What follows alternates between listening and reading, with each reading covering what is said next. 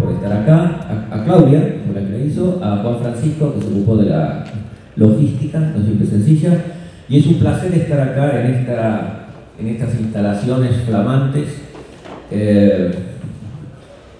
Bueno, cada vez que uno viene acá se encuentra con un edificio nuevo. Pero después se malacostumbra, ¿no? Bueno, implica siempre una suerte de un fundamento de proyecto y esperanza que necesitamos tanto.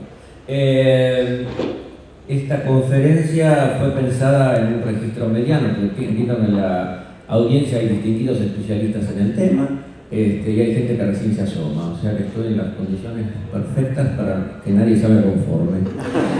De todas maneras, bueno, trataremos de hacer lo posible y por supuesto que voy a hablar muy rápido. El que tenía que dar clases en el colegio primario, nunca pude corregirme de eso. El más allá de Darwin tiene que ver con cuáles eran las ideas de Darwin acerca de la religión.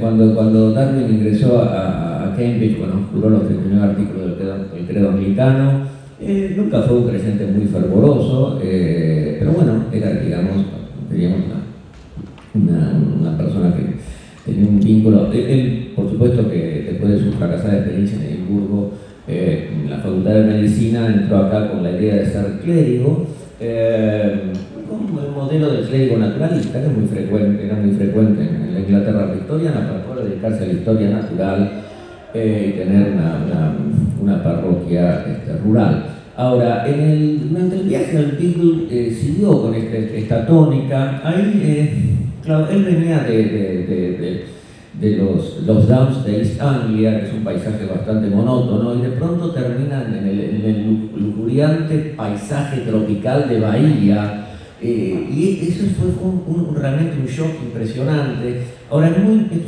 estudiado, como en realidad Darwin ve este paisaje tropical a través de los ojos del relato de Humboldt, que tanto lo había impresionado, y como ahí empieza a generarse lo que C.S. Lewis llamó un sentimiento sublime por la naturaleza, con tonos panteístas. Aparte de estos episodios, en general uno diría que el panorama religioso de Darwin se mantuvo más o menos estable durante el viaje. En el momento de escribir los dos primeros esbozos del origen, estos son del 38 y del 44, atraviesa lo que se considera una etapa, podrían llamar una etapa cuasi deísta, ¿no es cierto? El creador entonces se crearía a través de leyes establecidas en una creación y no se involucraría en la misma. O sea que más o menos es una transición de un Dios providente a un Dios legislador. En el 49 deja de existir a la Iglesia y en el 51, al morir trágicamente su hija Annie, deja de creer en la vida eterna. En un momento, en la década del 50, en la segunda mitad de la década del 50, cuando ya está empeñado en la redacción del origen, ya las cosas toman un camino bastante definido, ¿no es cierto? Hay varios textos de ese momento. Él dice que merece ser llamado teísta, pero digamos, la cosa se fue debilitando. Y lo que es importante es que testimonio de su autobiografía del 76, o sea, una rememoración, donde dice que el viejo argumento del diseño de la naturaleza, sobre el que ahora vamos a hablar, dado por Pyle, que antes me parecía concluyente, falla ahora que la selección natural ha sido descubierta. Y esto es muy importante, porque esto va a ser el eje de bastante lo que vamos a decir en lo siguiente. Es esta alternativa entre el argumento del diseño y la selección natural. Fíjense una carta a Asa Gray, que era el botánico de Harvard, una persona muy religiosa que intentó bautizar de alguna manera el darwinismo. Él dice: nunca tuve intención de escribir el origen como un ateo. Esto es importante. Fíjense que de nuevo en la autobiografía dice: el misterio, el comienzo de las cosas insolubles, y yo debo contentarme con ser un agnóstico. Ahora, agnóstico, algunos de ustedes sabrán, es una palabra que había sido acuñada por Huxley en el 76. En ese mismo año, Huxley había sufrido la misma trágica experiencia de perder un hijo. Y después, en otro testimonio acá un poquito más tarde, 79, ya próximo a la muerte, en las más extremas fluctuaciones nunca he sido un ateo en el sentido de negar la existencia de Dios, sino un agnóstico. Es muy importante esto que Darwin, en esta y en otras oportunidades, niega que él fue ateo. Es una barrera que no quiere transitar y se queda de este lado, se queda del lado del agnosticismo, ¿no es cierto? Y hay varios episodios al respecto. Llegamos a nuestro punto de referencia 1. Entonces, Darwin transitó un camino espiritual de la creencia al agnosticismo. En varias ocasiones diferenció entre su suspensión del juicio y la negación activa de la existencia de Dios. También señaló que en este trayecto fue importante que la selección natural tornase inútil el argumento del diseño, ¿cierto? Y esto tiene que ver con un esquema de pensamiento que vale la pena sobre el cual vale la pena detenerse. En la alternativa evolución o religión tomada como una disyunción excluyente, ¿no es cierto?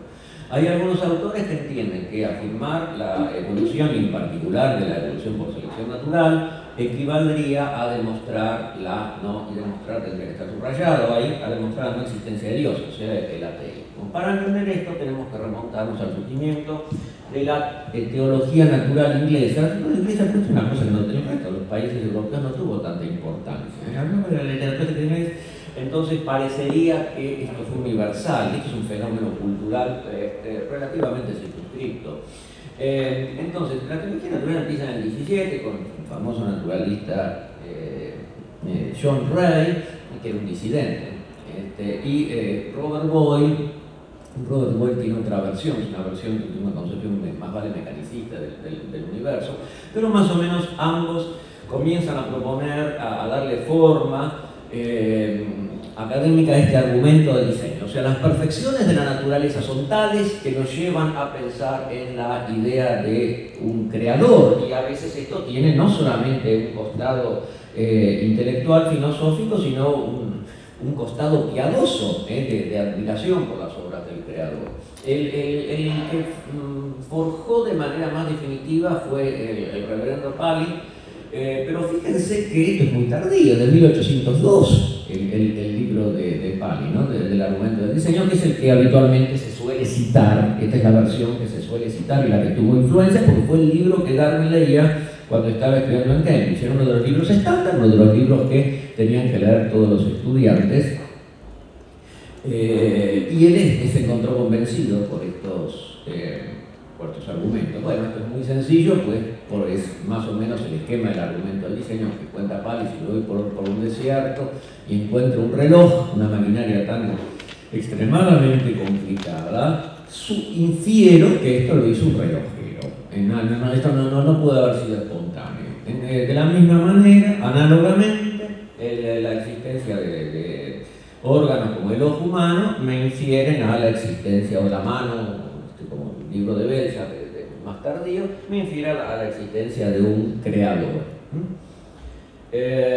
Y por supuesto, la cosa era detenerse en todas las exquisitas adaptaciones que había entre los distintos órganos y funciones las distintas especies, las cuestiones interespecíficas, en fin, todo lo que constituye el tema de la adaptación de las criaturas, así entendidas específicamente, al medio ambiente y entre ellas, las relaciones interespecíficas. Hume, representante, quizá el representante más conocido de la Ilustración escocesa, había criticado esto en su diálogo sobre la religión natural, sobre la base, bueno, de distintos argumentos, y este es un tipo de literatura que es estándar en los cursos y en las discusiones sobre estos temas. Sería la crítica ilustrada al argumento del diseño, que fíjense que es previa a este libro es póstumo, pero esto es previo a la publicación del libro de Paley. Muy bien, este es el conocido Dawkins, que hizo tanto ruido con esta cuestión del argumento de diseño. Quizás lo puse porque, bueno, por supuesto es muy conocido todo esto, pero es el que hizo más, digamos, hacer un personaje público e internacional y ser un bestseller internacional, con libros como El relojero ciego, por ejemplo, él insistió mucho en esta cuestión, es la expresión más acabada de esta utilización de la alternativa entre argumento de diseño o selección natural. A pesar de que el ateísmo pudo haber sido lógicamente defendible antes de Darwin, Darwin hizo posible ser un ateo intelectualmente satisfactorio. Esta es una etapa previa de Dawkins, todavía no estaba empeñado en su carrera de ateo militante, pero por lo menos no era tan vociferante. Ahora, hay filósofos de la biología, filósofos de la ciencia, muy respetables, con carreras más estándar y bueno, personas de primera línea en su rango, de primer rango en su línea, perdón, que más o menos argumentan en este sentido. Dupré, que está en Exeter, él plantea que hay dos tipos de argumentos teístas, por ejemplo. El primero sería el argumento ontológico, que es un argumento ontológico. Un argumento ontológico es un argumento que parte de premisas a priori independientes de la experiencia. Él dice que este tipo de argumento, estamos hablando de argumentos para demostrar la existencia del creador, es tan tonto que, digamos, ni siquiera los estudiantes del primer año lo toman en serio. Bueno, una opinión un poquito particular, pero... y en segundo lugar, el argumento del diseño, que en su opinión fue refutado por Hume, pero lo más importante es que la evolución proporciona una mejor explicación de los fenómenos. Es más o menos la línea de pensamiento de Dawkins, solo que bastante más refinada. El darwinismo socava la única razón remotamente plausible para creer la existencia de Dios. Esto es importante porque este enunciado, que esta es la única razón remotamente plausible para creer en la existencia de Dios, es el argumento del diseño y que va a ser repetido, es muy repetido en muchas partes, ¿no es cierto? Ahora, yo me puse a hacer, hacía mano levantada, una serie de tipología práctica de cuáles son los posibles argumentos filosóficos de la existencia de Dios. Bueno, hay evidentemente argumentos ontológicos, que parten de a priori, hay argumentos cosmológicos, que serían argumentos a posteriori, las de primeras vías, de los Mutakalimún, en fin. Argumentos teleológicos, que sí, efectivamente, acá intervendría el argumento del diseño, que van por el lado del orden, la finalidad, la quinta vía, el físico teológico de Kant, el argumento de Pauli, y hay argumentos de tipo moral, o sea, hay varios. Entonces, la idea de que esta es la única razón remotamente plausible no es demasiado justificable. Solamente en el sentido de que el peso cultural que tuvo el argumento del diseño en el contexto lingüístico en el cual están escribiendo estos autores, eso hay que tomarlo en cuenta. Otro ejemplo de esto es Philip Kitchard, que también es un muy importante filósofo de la ciencia, en particular filósofo matemática de la biología. Está empeñado, está en Columbia, empeñado en una resucitación de la filosofía pragmática de Dewey, una construcción de filosofía secularista, humanista, que parte aguas con Dawkins, no lo quiere tener a su lado, pero bueno, él dice que la evolución es incompatible con las religiones providencialistas y sobrenaturales. Retoma explícita y largamente las críticas ilustradas del siglo XVIII de la religión sobrenatural, siendo un poquito más allá de Hume. Bueno, y cuando uno, pero más allá de Voltaire, digamos, es más o menos lo mismo. Y cuando uno entiende, cuando uno entiende la chapucería del proceso a través del cual se despliega la vida, cualquier diseño debe ser juzgado como muy poco inteligente, cualquier creador como extravagante y caprichoso. Es decir, la idea de que la creación no es lineal, de que los productos vivos no fueron diseñados, no tienen el acabado que podían haber tenido si hubieran sido diseñados por un ingeniero, invalidaría toda referencia al argumento del diseño. Y la religión providencial solo puede defender si ponemos que el diseño de Dios es un misterio insondable. Bien. Ahora, llegamos en nuestro punto de referencia 2, hay una tradición filosófica entonces ilustrada que considera el argumento del diseño como la única vía racional para demostrar la existencia de Dios. Como digo, yo creo que esto está culturalmente condicionado. Y que, bueno, no es tan así. Caiga dicha prueba, caería todo fundamento de la religión. O sea, la bala de plata para liquidar la religión, decirlo, es simplemente demostrar que el argumento del diseño ha sido sustituido por la selección natural. Bien, ahora, en este tipo de alternativa entre evolución o religión, tenemos también el otro extremo. Liquidamos la evolución y nos quedamos con la religión. Los creacionistas también sostienen que la religión cristiana es incompatible con la evolución, ¿no es cierto? Fíjense, este es Charles Hodge, que era rector del Princeton Theological Seminary, que era presbiteriano, es un centro calvinista. Un libro que en su momento fue bastante famoso en Estados Unidos, que es el darwinismo del 74. ¿Qué es darwinismo? Es ateísmo. Esto no significa, como ya se dijo, el señor Darwin, todos los creadores sean ateos. Su teoría, es decir, la teoría es atea, la conclusión de que todo el asunto de la negación de diseño de la naturaleza es virtualmente la negación de Dios. La teoría del señor Darwin niega todo diseño de la naturaleza, por lo tanto, repite, su teoría es atea. Bueno, esto está en la base del creacionismo que comenzó en las primeras décadas del siglo XX en Estados Unidos. El tema es muy largo, vamos a ver algunas cosas de esto. Había básicamente tres modelos creacionistas. El primero es el modelo de la brecha del hiato, entre lo que se llama la primera creación y una segunda creación que puede estar ubicada en el jardín del Edén, o si no, a veces el hiato está entre el primero y el segundo versículo del Génesis y los que vienen después. En fin, sobre esto hay varios modelos, a veces todo esto se mezcla con perspectivas milenaristas, pero acá lo que queremos es simplificar más que complicar. La idea es que ese hiato da lugar a ubicar el tiempo geológico, porque evidentemente hay un panorama, hay una geología, hay una historia, y hay que ponerla en una parte. El segundo modelo es equiparar los días de la creación, que esto en realidad el segundo modelo es el modelo de que ya lo usó Agustín en ese sentido, es equiparar los días de la creación con épocas de duración definida. Y fue lo defendido por William Jennings Bryan, sobre quien vamos a tener que hablar enseguida. El tercero, que es el que más me interesa en este momento, es el modelo de la Tierra joven, es el modelo defendido por los adventistas del séptimo día, sobre todo, en el cual sostiene que, bueno, la Tierra tiene una historia de 4 a 10.000 años, no más que eso, y que efectivamente fue creada en 6 días, literalmente en 6 días.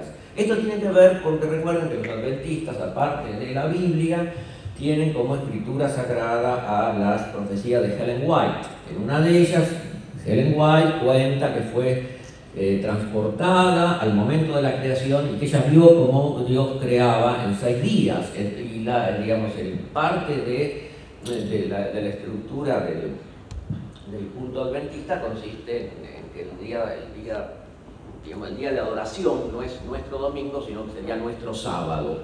O sea, la idea de la creación en 6 días está muy metida en lo que es en el origen del adventismo, ¿no es cierto? Ahora, esto dio lugar a que como hay que explicar la geología, bueno, el mecanismo de explicación es el diluvio. Ahora, el diluvio como explicación de lo que serían los accidentes geológicos, el panorama de la faz de la Tierra, en realidad no es original con esto, sino digo, si uno asistía a Oxford o Cambridge a mitad del siglo XIX, se iba a encontrar con este tipo de cosas. Para venir un poquito más cerca de casa, el padre Dámaso Larrañaga, famoso naturalista uruguayo, en realidad sí, tuvo mucha actuación también entre nosotros en el Río de la Plata, también era partidario de la geología del diluvio, en fin. Esto en el siglo XIX era una cosa estándar, en el siglo XX ya no lo es tanto. En la década de 1920, bueno, tenemos que en 3 estados había leyes que prohibían la enseñanza de la evolución, que eran Tennessee, Mississippi, Arkansas y también en parte en Oklahoma. Entonces no era totalmente así, pero bueno. En 1925 tenemos el famoso juicio del mono, el Monkey Trial, sobre el cual se hizo una película, recuerden, con Spencer Tracy, y después hubo otras 3 versiones, que algunos de ustedes probablemente las hayan dicho, que eran películas para televisión. O sea, hubo 4 producciones fílmicas sobre este tema. Lo que importa el peso cultural que tiene esto, que no es por lo menos en Estados Unidos. En 1923, George McCready Price, que era un canadiense adventista, escribe The New Geology, la nueva geología, que va a tener una larga e importante carrera. Ahí está William Jennings Bryan, que era digamos, que le hizo juicio a Scopes, que era el del centro, que era el maestro. Bryan había sido candidato demócrata, no sé si me acuerdo, en 2 o en 3 oportunidades, había perdido. Clarence Darrow era el defensor de Scopes. En el fondo es una victoria pírrica para los creacionistas, como se suele decir, porque si bien bueno, ganaron el juicio, pero bueno, la opinión pública estaba del otro lado. Un poco la idea de Price es esta. Price lo que quiere negar es la columna geológica. La columna geológica es que los estratos, la sucesión de estratos tiene una correlación con la antigüedad de la Tierra. Entonces, él habla mucho de la Chief Mountain, que queda en Alberta, Canadá, y fíjense que en realidad lo que tenemos arriba es un estrato proterozoico, o sea, bien antiguo, sobre areniscas y pizarras cretáceas. Esto cualquier geólogo lo entiende como una falla de cabalgamiento. Ahora, para Price, esto en el fondo es una demostración de que la columna geológica es mentira, porque acá lo que tenemos que ver, lo que vemos son estratos, muchos supuestamente, diría, antiguos, por encima de sustratos nuevos, bueno, etc. Ahí está. Bueno, en los años 30 este movimiento cobra impulso, empiezan a aparecer una serie de asociaciones creacionistas, y más vale por este lado. En toda la creación y disolución de estas agrupaciones, era una cosa muy protoplásmica, porque las distintas denominaciones evangélicas tenían conflicto respecto a cuál de los modelos elegir, ¿no es cierto? No era una cosa armoniosa, y muchas veces las personalidades de las personas involucradas eran conflictivas. Tenemos en el 35 la Religion and Science Association, la Sociedad Geológica del Diluvio, y en el 41 la American Scientific Affiliation, que en el fondo ya empiezan a ingresar más profesionales, o sea, personas con títulos académicos en ciencia, van evolucionando hacia lo que se conoce como un evolucionismo teísta. Hubo un revival creacionista en la década de 1960, cuando Whitcomb, que es el que está arriba, es un pastor y especialista en el Antiguo Testamento, y Morris, que era un ingeniero civil que llegó a dirigir el Departamento de Ingeniería Civil de Virginia Tech, que es una de las universidades de ingeniería más importantes del sur de Estados Unidos. Digo, no es un personaje oscuro en absoluto. Escribieron The Genesis Flood, que tuvo también su libro de amplia influencia. También es geología del diluvio pura. Bueno, Morris era ingeniero hidráulico, digo. En el 63 se crea la Creation Research Society, que tiene poca vida, y en el 68 la Corte Suprema de Estados Unidos declara inconstitucionales las leyes que prohíben enseñar la evolución. Pero fíjense todos los años que estas leyes estuvieron vigentes, ¿no es cierto? Ahora, con esta declaración de inconstitucionalidad, el movimiento gira hacia lo que se llamó el creacionismo científico. Fíjense que en el 70 bueno, se funda el Creation Science Research Center, que después termina siendo el Institute for Creation Research. Morris es el que está atrás de todas estas cosas, junto con dos activistas evangélicas. Y él mismo escribe en el 1974 el creacionismo científico, en el que plantea que hay dos modelos de creencia, evolución y creación. Pero en el modelo de creación no hay referencia a la Biblia, no hay referencia religiosa. Por eso se llama creacionismo científico. ¿Por qué? Porque evidentemente el problema legal era la referencia religiosa. Entonces, ¿qué hacemos? Bueno, utilizamos el modelo del diluvio como si fuera un modelo científico, despojado de toda referencia a un texto escriturístico o a lo que tenga que ver algo con la sacralidad. Bueno, en 1981 en Arkansas y Luisiana se pasan estatutos para que imponían el tratamiento equilibrado de la creación y la evolución, pero esa primavera creacionista duró poco porque los jueces federales declararon inconstitucionales estos estatutos pocos años después, ¿no es cierto?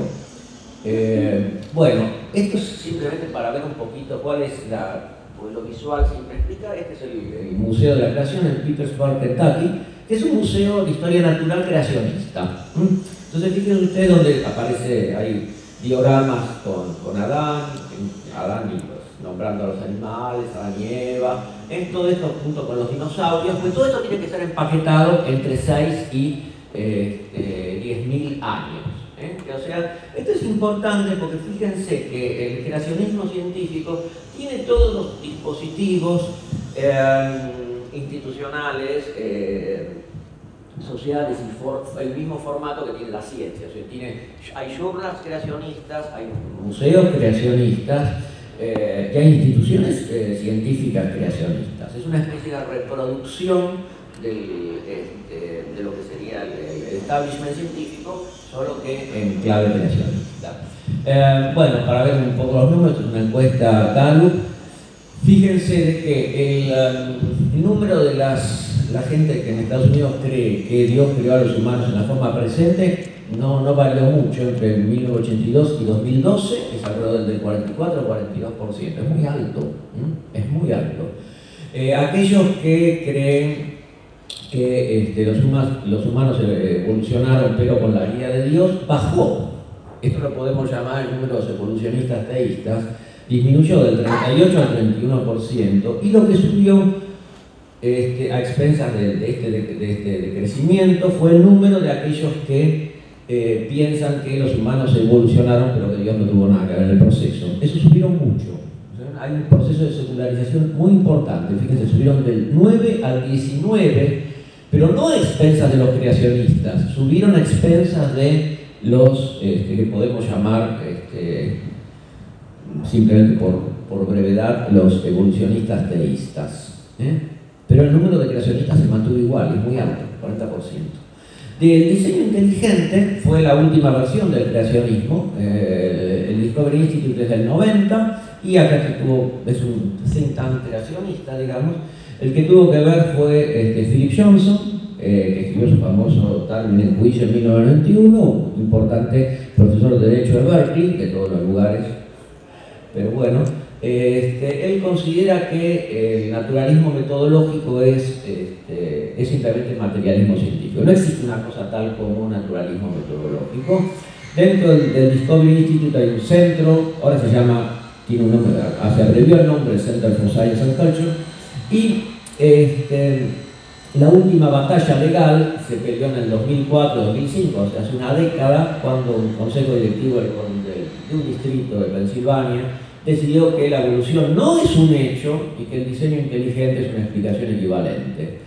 Recomendaba el libro que se hizo famoso sobre pandas y personas, de Davis y Kenyon, pero bueno, un juez federal intervino y dictaminó que esto violaba la primera enmienda, considerando al diseño inteligente como no científico. Algunos o muchos de ustedes habrán escuchado hablar, muchos habrán escrito dudas sobre el diseño inteligente. La idea es que hay dos versiones, la de Dembski, yo les quiero presentar acá únicamente la de Michael Bay, que es un bioquímico importante de la Universidad de Leyes, es católico, y bueno, él habla de la complejidad irreductible o reducible. Un sistema irreductiblemente complejo es aquel compuesto por varias piezas armónicas interactuantes que contribuyen a la función, en el cual la eliminación de cualquiera de estas piezas impide que el sistema funcione. Entonces esto no pudo haber surgido por selección natural, porque es necesario que estén simultáneamente todas las partes del sistema. Los casos que tomó son esos casos que están ahí. ¿Qué hice? Disculpen.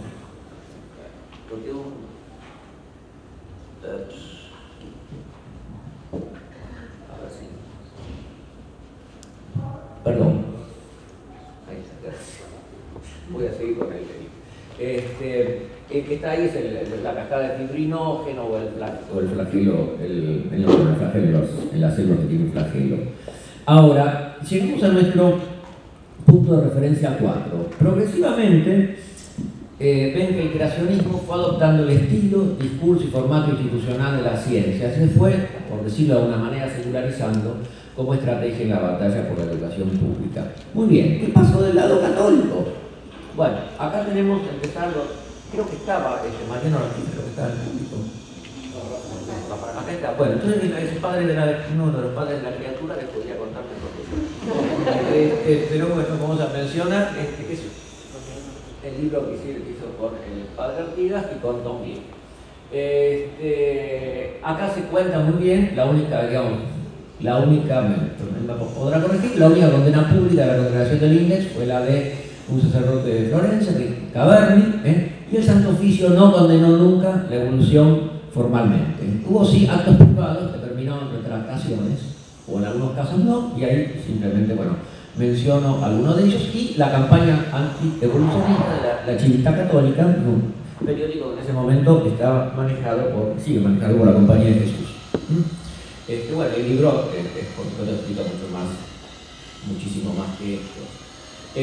Ahora, el tema es que acá es importante, que en el ámbito católico también el tema se jugaba en gran medida, no solo, pero en gran medida en la cuestión escriturística. Ahora, si ustedes ven todas las primeras, miren la Providentísimos Deus, el decreto de la Comisión Bíblica de 1909, tenemos de Pío XII, el Espíritu Paráclito de Benedicto XV, todo eso, digamos, todos estos documentos se mueven en el terreno de la lectura práctica, uno puede discutir, etcétera, bueno, en fin, se pueden escribir tratados sobre esto, pero básicamente era lectura literal de Génesis.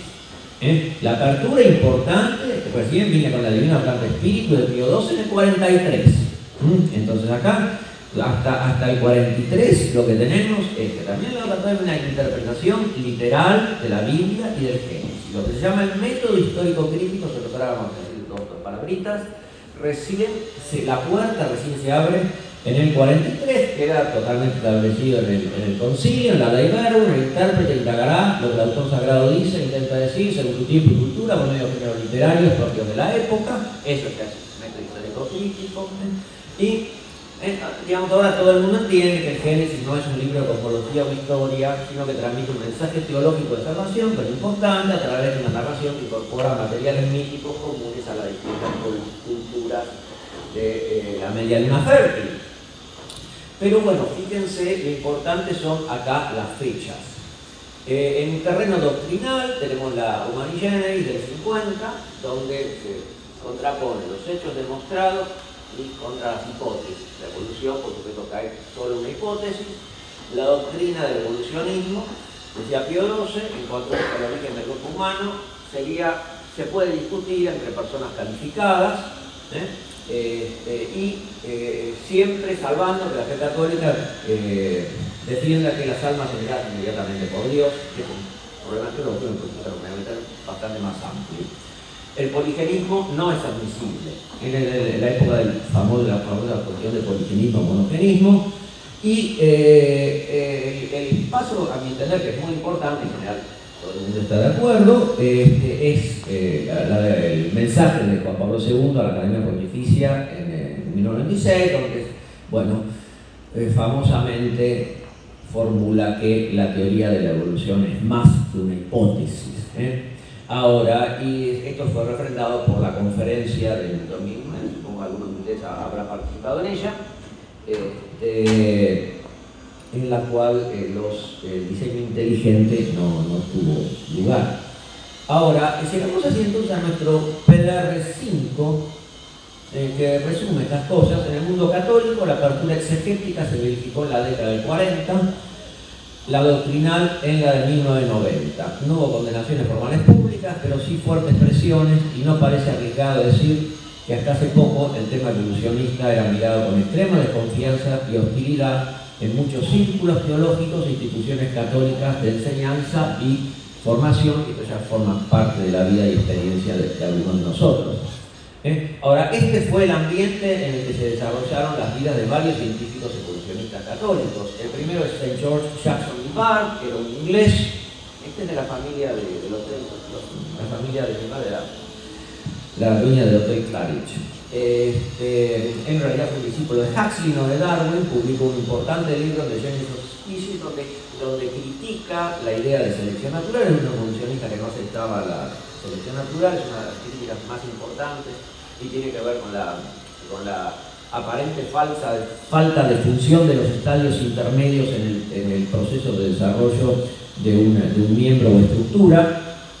Lo que pasa es que Mivart, bueno, finalmente termina teniendo ideas tales como en contra de la posibilidad de la condenación eterna, etc. La cosa se le complica, muere excomulgado, es enterrado en el campo no sagrado, hasta que los amigos logran, varios años después, trasladarlo a tierra consagrada, aduciendo que sus últimos escritos eran productos de un deterioro mental producido por la diabetes que sufría. El otro fue John Sand, que fue un rector de la Universidad de Notre Dame al comienzo del siglo, o sea, sacerdote de la Holy Cross, de la Sainte-Croix. En su libro Evolución y Dogma, en general del corte agustiniano, tuvo bastante repercusión.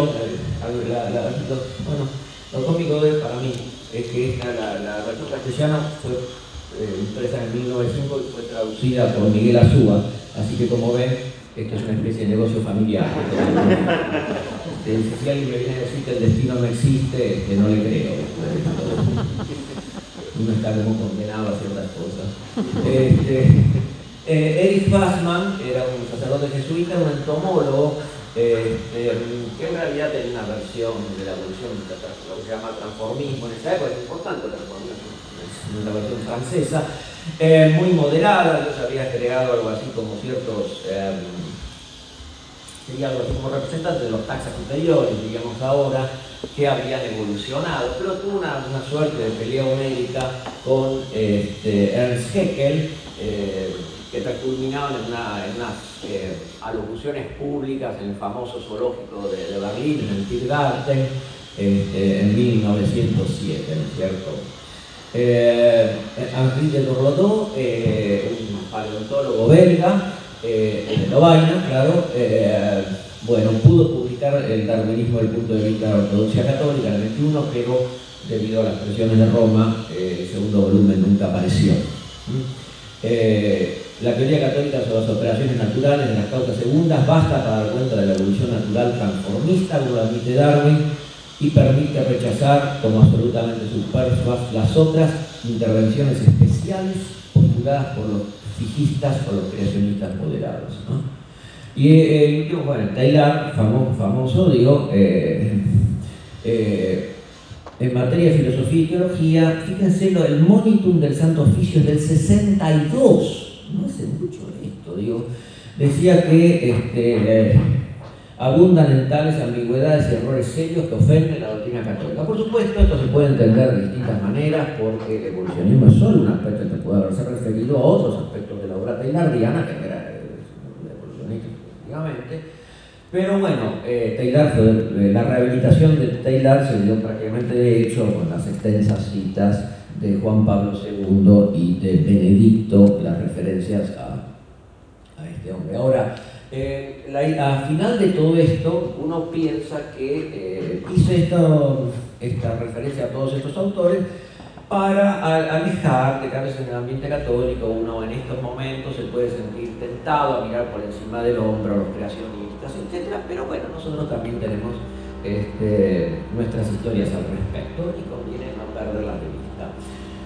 El problema es que todo esto hay que ver hasta qué punto la síntesis neodarwinista es suficiente. Entre todos los que están bien empapados de la teoría de evolución saben que andan por ahí circulando una serie de alternativas. Hay acá cita algunas, la molecular drive de Dover, todo el campo sobre el que, bueno, acá en estas jornadas van a hablar, toda la idea del Evo-Devo, que es un campo extremadamente dinámico, toda la cosa de Goodwin, y bueno, inclusive lo de Conway Morris. ¿Hasta qué punto la selección natural es, digo, la opinión de la corriente principal es que sí, es el neodarwinismo, pero hay una serie de cosas que andan dando vueltas que los especialistas discuten entre sí, como que alguien diría que el paradigma no está totalmente fijado.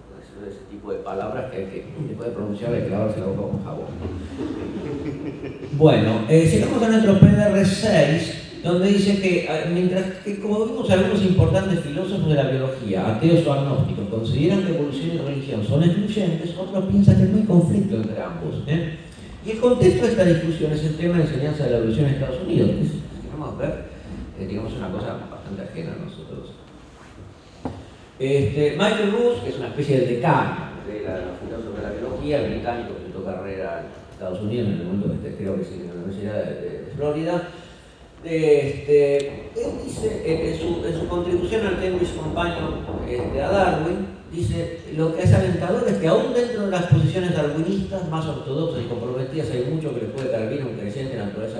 Es muy conciliador él, es un ateo o agnóstico, declaradamente tal, que dice, bueno, pero tenemos que dar lugar a estas interpretaciones, a la posibilidad de que para que las personas creyentes concilien concilien sus creencias.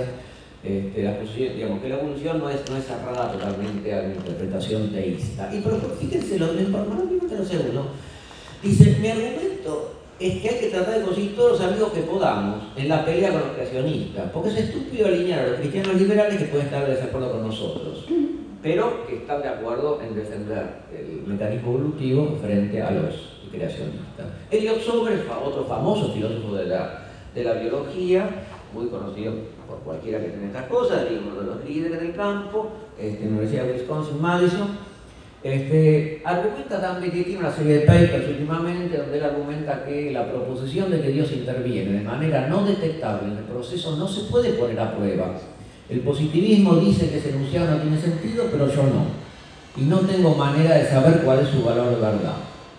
Ahora, de nuevo, él dice que se preocupa por publicar una defensa del acomodacionismo, sería esta posibilidad de que sería posible sostener a su vez un mecanismo de selección natural y una posición teísta, porque quiero restarle temperatura al debate sobre la teoría evolutiva, porque cuanto más se ha llamado una teoría atea, más grande es el riesgo de que perderá su lugar en los cursos de biología de las escuelas públicas. ¿Ven? O sea, estas personas están en contra de la utilización de la evolución como de salir a promulgar la evolución con las banderas del ateísmo, lo que hace Dawkins, porque piensan que a la larga eso va a simplemente llevar agua al molino de la oposición creacionista. PDR7, el tema del carácter, y bueno, ya lo que viene en adelante es esto, el tema del carácter aleatorio, que es lo que está en el fondo de todo este asunto, de la selección natural, es muchas veces visto como un problema en la acomodación de evolución y religión. Yo diría que es el problema, y que tiene que ver con lo que se discute en estas jornadas. Voy a hacer simplemente, antes les pido disculpas a los especialistas, porque es un panorama muy general de esto. En un extremo tenemos esta frase archicitada de Gould, que da vergüenza repetir una vez más, pero no tenemos más remedio. Si pasásemos de nuevo la cinta de la vida, conduciría la evolución por un sentido radicalmente diferente del camino que tomó. Bueno, de acuerdo con lo que él estudió, pero hay otras alternativas, claro. Dawkins sería un camino intermedio, porque Dawkins defiende la selección natural, una especie de darwinismo de estricta observancia. El darwinismo es entendido erróneamente como una teoría del puro azar. ¿Ven? Ya el azar acá tiene un papel restringido. Los darwinistas hacen el barullo que hacen acerca de la aleatoriedad de las mutaciones solo para contrastarla con la no aleatoriedad de la selección, y es irónico que este contraste haya llevado a pensar a la gente que toda la teoría es una teoría del azar.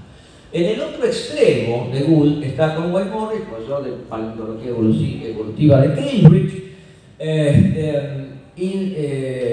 donde fundado en la idea de la convergencia, y afirma que la ubicuidad del fenómeno de convergencia llevará de manera inevitable a la emergencia de propiedades biológicas recurrentes. Volvamos a pasar la cinta de la vida y el resultado será en gran medida el mismo. En la Tierra ocurre que es el ser humano. Atrás de esto también hay un cierto argumento vagamente que hace recordar vagamente al principio antrópico, pero bueno, se puede leer a Morris sin eso, digo. Ahora, en el PDR8 entonces plantea que para entender mejor esta cuestión del azar tenemos que meternos muy brevemente y superficialmente en el tema de la acción divina en el mundo. Bueno, ¿cuáles serían, de nuevo, una clasificación operativa de las teorías de la acción divina? Bueno, la primera es que Dios actúa a través de las leyes de la naturaleza, que establece al comienzo de la creación, una sucesión temporal, junto a condiciones iniciales, condiciones de frontera. Si se supone que es un universo determinista, tenemos que el surgimiento de la vida y la evolución es predecible. Este es el escenario deísta por excelencia. No es teísta, esto es deísta. Segundo modelo. Dios tiene alguna medida de temporalidad. Esto es toda la teología del proceso y sus variantes. Muchas de las propuestas científico-teológicas corren por acá. Se inclina, por supuesto, al panenteísmo. Dios no es el mundo, pero Dios está metido en el mundo de una manera, digamos, hay una disminución de la noción de trascendencia. Se desea evitar los milagros y cualquier cosa que huela a intervención puntual de Dios y, al contrario, resguardar a toda costa el entramado causal de la naturaleza. Tercero sería la doble causalidad. En la tradicional, Dios actúa a través de causas creadas y la acción de la criatura es simultáneamente la acción de Dios. Sería compatible con universos deterministas o indeterministas y es el modelo de Tomás. Ahora, algunos autores, John Hott, que es un teólogo muy importante, sobre todo en estos temas, de Georgetown, sostiene que dado el carácter desinteresado de la gracia, deberíamos esperar encontrar un mundo infiltrado de contingencia más que un objetivo de necesidad. Dios no ordena, sino que persuade la creación. No es un Dios legislador, sino que un Dios que va de alguna manera participando en el proceso creativo, y esto está asociado a esta noción de kenosis, es decir, de anodamiento, de vaciamiento, que en realidad viene de otro lado, pero bueno, estos autores la incorporan a todo el tema evolutivo, ya que Dios es influenciado, Dios en algún sentido padece, habría que ver cómo, pero bueno, padece todo lo que sucede en el proceso evolutivo. Este libro, Dios después de Darwin, del 2000, fue un libro muy influyente, es un libro que tuvo una recepción amplia, y no lo podría calificar así. El otro es Paul Kimball, todavía está vivo, física matemática de Cambridge, clérigo anglicano, bien conocido por todos. Él insiste en la causalidad de arriba-abajo, la famosa top-down causality, que reclina determinismos niveles inferiores. Sin embargo, las brechas no provendrían de la indeterminación cuántica por el problema de la amplificación, y él se inclina hacia una teoría del caos que en función de eso sería indeterminista, pero de esto yo no podría hablar demasiado. De todas maneras, Polkinghorne nunca se metió demasiado con el tema evolutivo así de pleno, como sí lo hizo Pico, aunque falleció hace unos años. Pico venía de la bioquímica, también clérigo anglicano, también de Cambridge. Los sistemas, la idea de él era son los sistemas causales jerárquicamente encastrados, y la causalidad de nuevo de arriba abajo. Dios actuaría en el mundo como un todo, restringiendo o limitando los niveles inferiores. A mí me parece que esto es medio la idea está de Polanyi, del famoso artículo Life Relative Structure, un artículo viejo, pero no sé, puede ser otra cosa.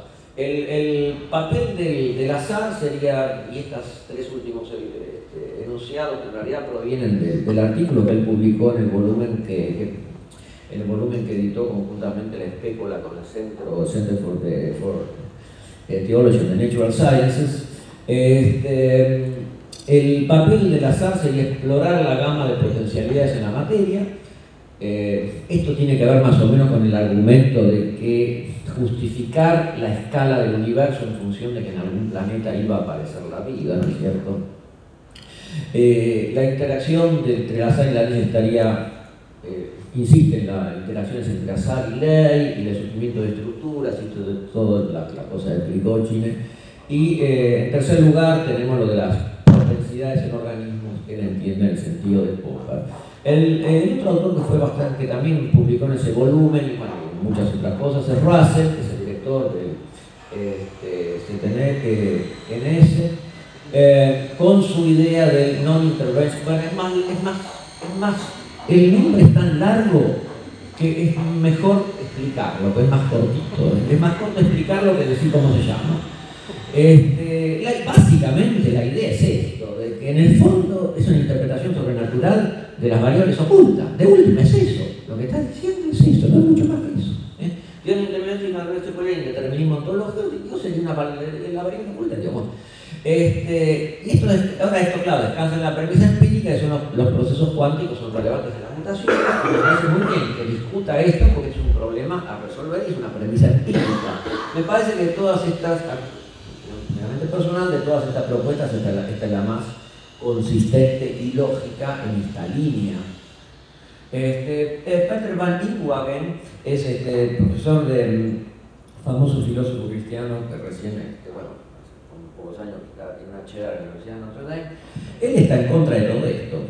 Y lo puse justamente por eso, porque no tiene ningún problema en sostener que Dios interviene sin, digamos, todas las veces que sea necesario. La idea es esta: aceptemos que una teoría deba recurrir a causas naturales, y si no las encuentra, suponer que algo falla en ella y nunca recurre. O sea, está en contra. No, ok, dice. El Dios de las brechas, no. Yo no estoy sosteniendo que tenemos que volver al Dios de las brechas. Pero no puede ser parte de la teoría el enunciado de que los fenómenos que trata nunca pueden tener causas sobrenaturales. Así que la creencia de que Dios intervino no sería inconsistente con la explicación científica, ¿no es cierto? Y bueno, adopta una interpretación determinista aristotélica del azar. Este autor está en contraposición con la línea que venimos explorando. Llegamos hasta nuestro PDR 9, son 10, ya terminamos. El tema de la acción contingente y el azar fue desarrollado en la teología medieval de Tomás dentro del marco de la doble causalidad, como todos ustedes saben. Citamos acá simplemente una frase de Sertilange, las famosas conferencias que dio en el Colegio de Francia, pero bueno, sobre esto hay mucho escrito, por ejemplo, los artículos, también los artículos de Ignacio, el volumen que editó Claudia y cualquier otro autor. El azar no se opone a la providencia de Dios, a la determinación divina, debe el azar ser como es, indeterminado. Hay azar a causa de Dios, porque el azar puede ser objeto de su mirada eterna y acá subraya el tema eternidad. Dios trasciende a la mente y las categorías y por lo tanto trasciende la acción. Me puede modificar la tenencia en un orden cualquiera de relaciones contingentes o necesarias, etc. Y está subrayado el tema de la trascendencia. Sí. Ahora, esto fue retomado en la Declaración de Comunión y Servicio de la Comunión Teológica Internacional del 2004. Fíjense, sin embargo, es importante señalar que según la concepción católica de la causalidad, la verdadera contingencia en el orden creado no es incompatible con la providencia de una intencional. Así puede estar el resultado de una proceso natural verdaderamente contingente, puede igualmente entrar en el plano providencial para la creación. La causalidad divina puede estar activa en un proceso tanto contingente como guiado, y cualquier mecanismo evolutivo contingente podría hacerlo solo porque ha sido hecho así por parte de Dios. La cuestión es que acá no se aclara en qué sentido se está hablando de contingencia, lo cual abre un margen de discusión filosófica importante. Esta es la doctrina tradicional, que lo tiene Newman en una carta de los 68. No veo que la evolución accidental de los seres orgánicos sea inconsistente con el diseño divino. Es accidental para nosotros, no es para Dios, no hay ninguna novedad. Lo que sí esto hace a preguntar, si esto es doctrina tradicional, ¿de dónde vino el conflicto? Y ahí deja abierta una pregunta muy interesante para todos nosotros.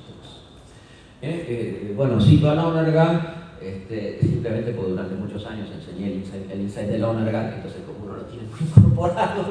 Dios es el irrestricto acto del entendimiento que responde a nuestro irrestricto deseo de conocer, parte de lo mismo del otro punto de vista, es la interpretación del bien, que es el profesor de filosofía de la ciencia de Boston College. Dios, el entendimiento irrestricto, entendería íntimamente el mundo actual en evolución, con toda la medida de sus detalles, a pesar del patrón aleatorio único de su intricados giros, vueltas, transmutaciones y caminos sin salidas. Es lo mismo de otra perspectiva.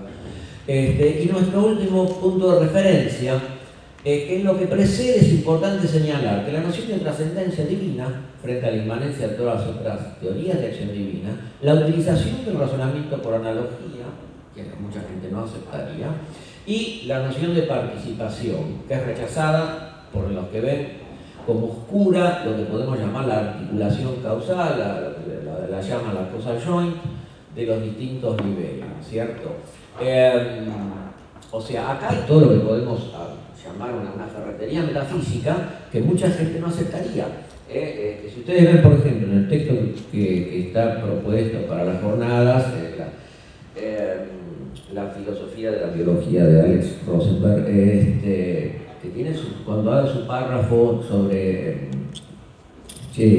azar y teísmo, digamos, es evidente que este tipo de pensamiento es totalmente ajeno. Se afirma que, digamos, la aleatoriedad de la selección excluye totalmente toda posición teísta, punto. Chao. Muy bien, el último tema que quiero ver muy brevemente es simplemente subrayar esta idea de la temporalidad, que también es la doctrina agustiniana. Para Dios, recuerden, Dios está fuera del tiempo, el tiempo es creado, Dios está en la eternidad, el tiempo es una criatura, y la creación no es algo que comenzó en el tiempo, sino que la radical dependencia de todas las cosas respecto de Dios. Este es el núcleo de lo que está atrás de un artículo del 98 de Ernest McMullen, director del programa de Historia y Filosofía de la Ciencia en Notre Dame durante muchos años, poco relativamente, que fue un artículo bastante influyente, por lo menos a mí me parece extremadamente importante, donde habla de nociones como finalidad y propósito, son temporales. El artículo fue publicado en Theology Today y después repetido en Saigon. Pero no pueden aplicarse a Dios del mismo modo, como se aplican al ser humano. Dios no planea algo y luego lo lleva a cabo. Entonces no hay diferencia si la aparición del Homo sapiens es el resultado inevitable de un proceso, o si al contrario acaece a través de una serie de coincidencias, es totalmente aleatorio, que lo hubieran hecho totalmente impredecible desde el punto de vista humano. Porque de una u otra manera el resultado lo hace Dios y desde el punto de vista bíblico aparece como parte del plan de Dios. Si uno mantiene la vieja doctrina de la temporalidad de Dios, es vieja la doctrina esta, la contingencia del proceso evolutivo constituye la aparición del Homo sapiens, no lesiona la creencia cristiana en un destino especial para la humanidad. Estoy exhausto de crear, así que a partir de ahora llamo la selección natural. Muchísimas gracias.